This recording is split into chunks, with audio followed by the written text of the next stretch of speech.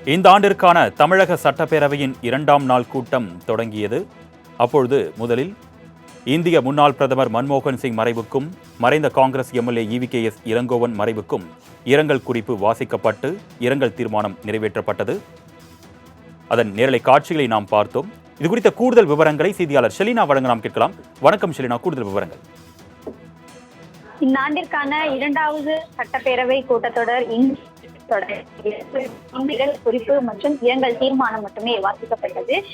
சட்டப்பேரவையின் இன்றைய 2வது நாள் நிகழ்வில் குறிப்பாக மறைந்த தமிழ் மொழி ராஜரத்னன் மறைந்த சட்டமன்ற உறுப்பினர் அவருக்கு இரங்கல் குறிப்பு என்பது வாசிக்கப்பட்டது. அதனைத் தொடர்ந்து மறைந்த முன்னாள் பிரதமர் மன்மோகன் சிங் மறைவுக்கு இரங்கல் தீர்மானம் என்பது வாசிக்கப்பட்டது. அதே போல சட்டமன்ற உறுப்பினர் மறைந்த EVKS இளங்கோவன் ஆறு குறித்தும் இரங்கல் தீர்மானம் என்பது வாசிக்கப்பட்டது. அத்துடன் இன்றைய சட்டப்பேரவை நிகழ்வு ஒத்திவைக்கப்பட்டு நிறைவு பெற்றிருக்கிறது. மீண்டும் நாளை காலை 9:30 மணிக்கு சட்டப்பேரவை தொடங்கும் என்று தற்பொழுது சபாநாயகர் அப்பாவு அறிவித்து இன்றைய சட்டப்பேரவை நிகழ்வு முடிவுற்றது. குறிப்பாக இந்த 2வது நாள் சட்டப்பேரவை கூட்டத்தொடரில் அதிமுக இன்றும் யார் அந்த சார் என்ற பேட்சை அணிந்து சட்டப்பேரவைக்கு வருகை தந்திருந்தார்கள். இந்த நிலையில் தற்பொழுது சட்டப்பேரவை நிகழ்வு என்பது முடிந்திருக்கிறது.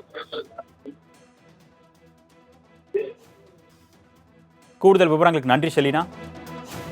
அவர்கள் 29/12/2024 அன்று மறைவுற்ற செய்தியினை பேரவைக்கு வருத்தத்துடன் தெரிவித்துக் கொள்கிறேன். திருமதி தமிழ்மொழி ராஜதத்தன் அவர்கள் 2021-2026 ஆண்டுகளில் மேல் மலையனூர் தொகுதியிலிருந்து தமிழ்நாடு சட்டமன்ற பேரவைக்கு தேர்ந்தெடுக்கப்பட்டு பாராட்டத்தக்க வகையில் பணியாற்றினார்கள்.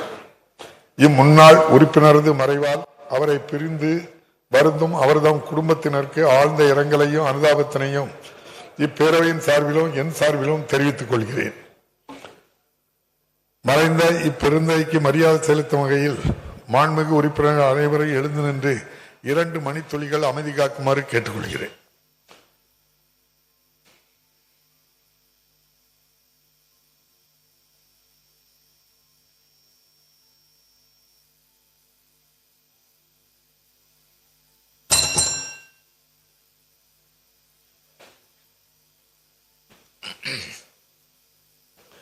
இரங்கல் தீர்மானங்கள்.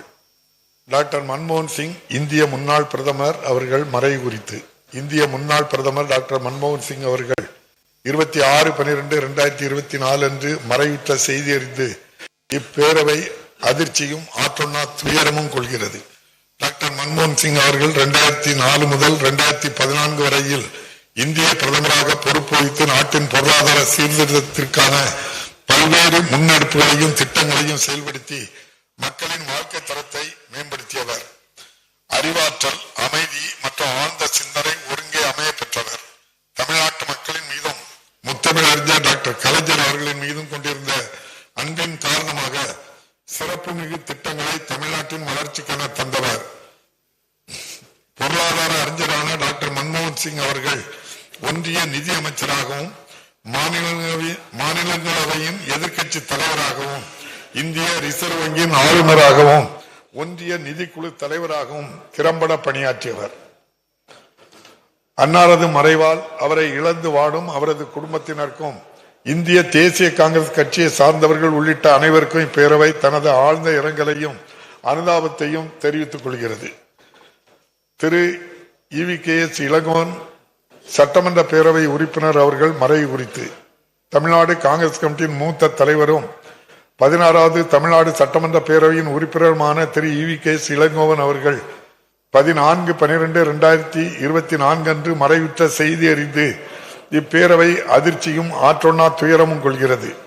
பாரம்பரியமிக்க அரசியல் குடும்பத்தைச் சேர்ந்த திரு EVKS இளங்கோவன் அவர்கள் 1985 முதல் 1988 ஆண்டுகளில் சத்தியமங்கலம் தொகுதியில் இருந்தோம். 2023 ஆண்டு ஈரோடு கிழக்கு தொகுதியிலிருந்தும் தமிழ்நாடு சட்டமன்ற பேரவைக்கு தேர்ந்தெடுக்கப்பட்டு சிறந்த முறையில் பணியாற்றியவர். மேலும் 2004 முதல் 2009 ஆண்டுகளில் வரை கோபிச்செட்டிப்பாளையம் மக்களவை தொகுதி உறுப்பினராக தேர்ந்தெடுக்கப்பட்டு ஒன்றிய அமைச்சராகவும் நன்கு பணியாற்றியவர். அன்புடன் பழகும் பண்பாலும் திறம்பட பணியாற்றும் பாங்காலும் அனைத்து தரப்பு மக்களின் அன்பையும் ஆதரவையும் பெற்றவர். அன்னாரது மறைவால் அவரை இழந்து வாடும் அவரது குடும்பத்தினருக்கும் இந்திய தேசிய காங்கிரஸ் கட்சியை சார்ந்தவர்கள் உள்ளிட்ட அனைவருக்கும் இப்பேரவை தனது ஆழ்ந்த இரங்கலையும் அனுதாபத்தையும் தெரிவித்துக் கொள்கிறது. இந்த இரங்கல் தீர்மானங்களை நிறைவேற்றும் முகத்தானும் மறைந்த பெருந்தகைகளுக்கு மரியாதை செலுத்தும் வகையிலும் மாண்புமிகு உறுப்பினர்கள் அனைவரும் எழுந்து நின்று 2 மணித்துளிகள் அமைதி காக்குமாறு கேட்டுக்கொள்கிறேன்.